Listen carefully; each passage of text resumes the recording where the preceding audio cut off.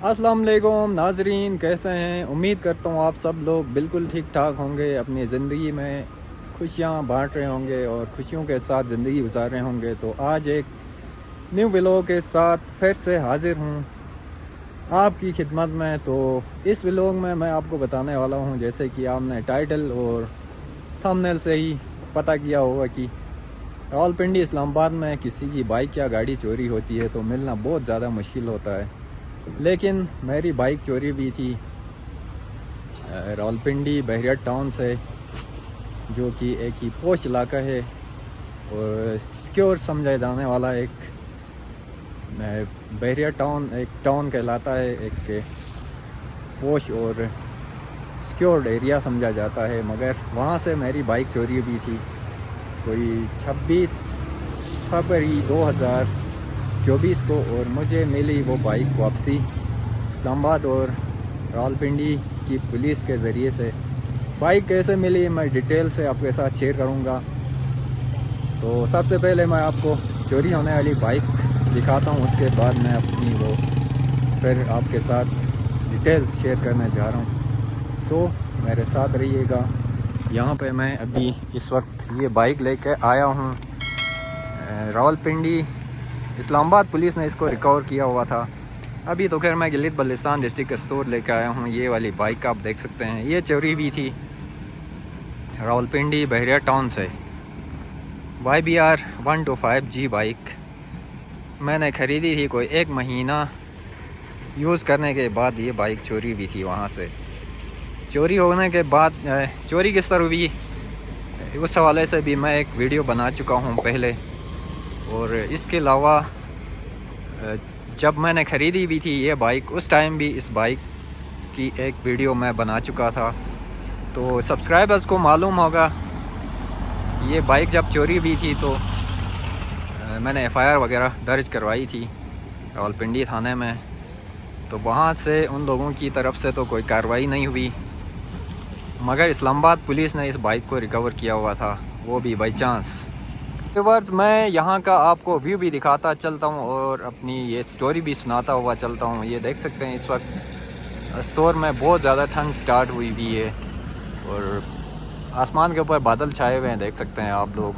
पहाड़ों के ऊपर हल्की हल्की बर्फ़बारी भी हो चुकी है और यहाँ पे मैं इस वक्त मौजूद हूँ और अपनी बाइक वाली स्टोरी मैं सुनाता हुआ आपको ये व्यूज़ भी दिखाता चलता हूँ साथ में। तो मेरी ये वाली बाइक जो है जब चोरी हुई थी तो मैंने गुलरेज पुलिस चौकी में FIR कटवाई थी और वहाँ पे एक ASI होता था, उसकी तरफ से कोई कार्रवाई नहीं हुई। उसके बाद कोई 1 मार्च को मैं वापस स्टोर की तरफ आया हुआ था, तो उसके बाद उन्होंने फिर भी कोई कार्रवाई नहीं की। और बाद में जब 3-4 महीने बाद मुझे एक कॉल आती है एक इस्लामाबाद के एक थाने से, लोहेबेर उस थाने का नाम है, वहाँ से मुझे एक कॉल आती है कि हमने एक चोर पकड़ा हुआ है, तो आपकी कोई बाइक चोरी हुई थी, तो आप अपनी बाइक की पिक्चर्स FIR वगैरह मेरे साथ शेयर करेंगे। कि एक व्हाट्सअप नंबर मुझे सेंड किया हुआ था उन्होंने, वो भी कोई ASI थे। तो मैंने सारी डिटेल्स उसके साथ शेयर करने के बाद फिर उसने 2 दिन बाद मुझे पिक्चर्स तो बाइक की नहीं भेजी, मगर उन्होंने कहा बाइक आपकी रिकवर हुई भी है। और मैंने पूछा कहाँ है बाइक, तो उन्होंने कहा कि आपकी बाइक एबटाबाद में चोरी करके एक बंदे ने बेची हुई है। मगर वो भी झूठ बोल रहा था पुलिस वाला, क्योंकि बाइक वहीं पे मौजूद थी। आगे एक और थाना है इस्लामाबाद और रावलपिंडी के बीच में, संजानी थाना जिसे कहते हैं, टूल प्लाज़ा भी है उसी एरिया में, संजानी टूल प्लाज़ा, उस थाने में मेरी बाइक वहाँ पे थी और उन्होंने रिकवर किया हुआ था। मगर कुछ आपको पता है पुलिस वालों का सीन क्या होता है शहरों में अक्सर। पंजाब पुलिस तो ज़्यादा मसाइल खड़े करती है, मगर इस्लामाबाद पुलिस थी तो थोड़ी सी वो, उन्होंने भी अपना खर्चा पानी लिया। लेने के बाद मुझे इस बाइक की दिखाता हूँ मैं आपको। उस बाइक की पिक्चर्स और वीडियोस मुझे शेयर की कि आपकी बाइक यहाँ पे मौजूद है। फिर 2 दिन बाद मैं अफसोस सिटी में था, वहाँ से चला गया इस्लामाबाद की तरफ। उसके बाद फिर मुझे थाने जाना हुआ संजानी, तो वहाँ पे उन्होंने कहा कि आप अपनी जो जुडिशल कार्रवाई होती है उसके ज़रिए से बाइक रिकवर करें। तो उन्होंने भी कुछ खर्चा पानी का उन्होंने भी मांगा कुछ खर्चा पानी। तो मैंने कहा कि चलें कोई बात नहीं, आप लोग इतनी मेहनत करके बाइक रिकवर करके लाए हैं। तो उन्होंने कहा हमने बटावा से अपने खर्चे पे, हमें गवर्नमेंट खर्चा वगैरह गाड़ी वगैरह नहीं देती है कोई भी बाइक वगैरह लाने का। तो उन्होंने कहा कि अपने खर्चे पे हमने लाया हुआ है। तो मैंने उनके लिए चलें नाम ही सही।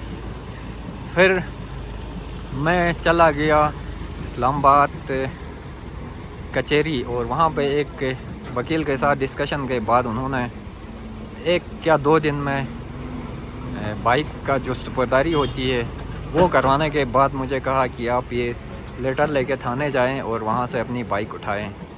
तो मैं चला गया लेटर लेके थाने।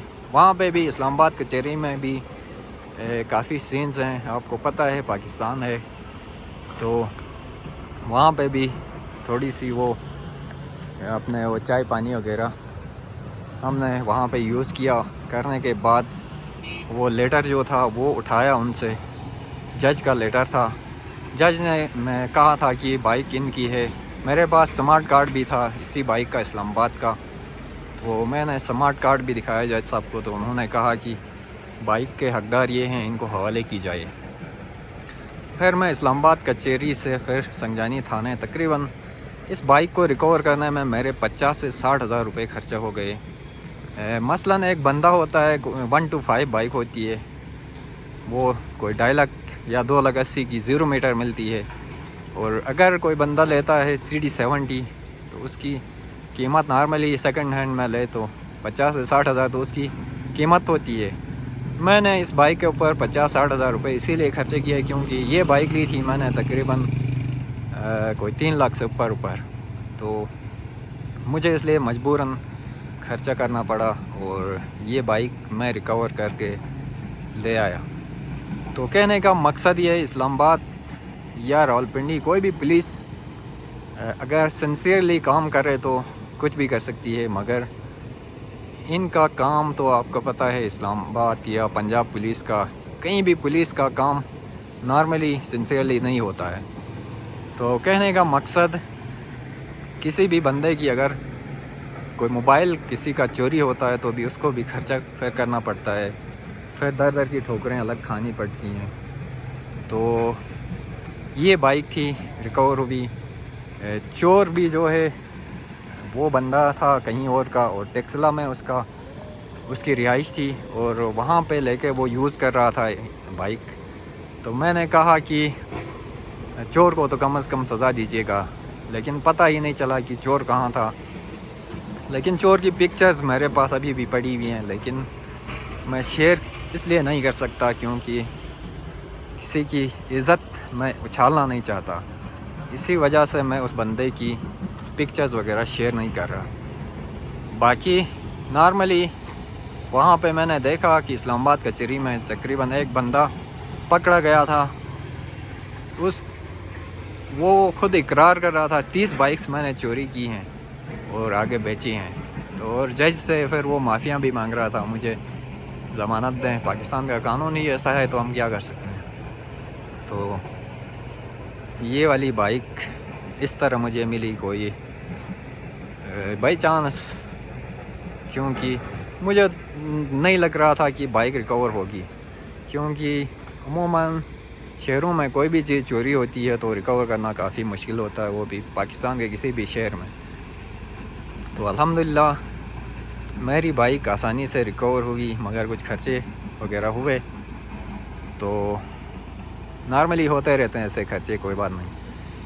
व्यूअर्स, मैं ये बाइक इसलिए लिया था क्योंकि मैं ट्रैवल व्लॉगिंग कर सकूं। बाइक के ऊपर जो व्लॉगिंग होती है उसमें कुछ सीन्स अलग होते हैं। नॉर्मली मैं गाड़ी में व्लॉगिंग करता हूं तो उसमें खर्चे भी ज़्यादा होते हैं और फिर आप रेगुलरली बंदा नहीं कर सकता है। मैंने लिया था बाइक व्लॉगिंग के लिए। 1 महीना मैं मैंने यूज़ किया हुआ था वहीं पे उधर सिटी में, मगर 1 महीने के बाद ये बाइक चोरी हुई वहाँ से। और तकरीबन पूरा सीज़न में कुछ 4-5 वीडियोज़ के अलावा कोई वीडियो नहीं बना सका, क्योंकि मैं गाड़ी में ज़्यादा एक्सपेंसेस बर्दाश्त भी नहीं कर सकता था, इसलिए बाइक लिया हुआ था। तो इंशाल्लाह अभी फिर से व्लॉगिंग स्टार्ट करेंगे, खूबसूरत जगहों के नज़ारे आपको दिखाने जाऊंगा। और आपसे ये रिक्वेस्ट है कि आप कमेंट लाजमी करें कि बाइक किस तरह चोरी हुई, इसमें किसका हाथ हो सकता है। हर बंदे का अपना एक पॉइंट ऑफ व्यू होता है, कोई कहता है पुलिस का हाथ होगा, कोई कहता है अंदर जो सिक्योरिटी होती है बहरा की उनका हाथ हो सकता है। तो मैं किसी के ऊपर अभी इल्ज़ाम नहीं देना चाहता, तो लाजमी कमेंट में बताइएगा कि ये बाइक चोरी करने में किसका हाथ हो सकता है। तो उम्मीद करता हूँ इस व्लॉग को आप लोगों ने एंजॉय किया होगा।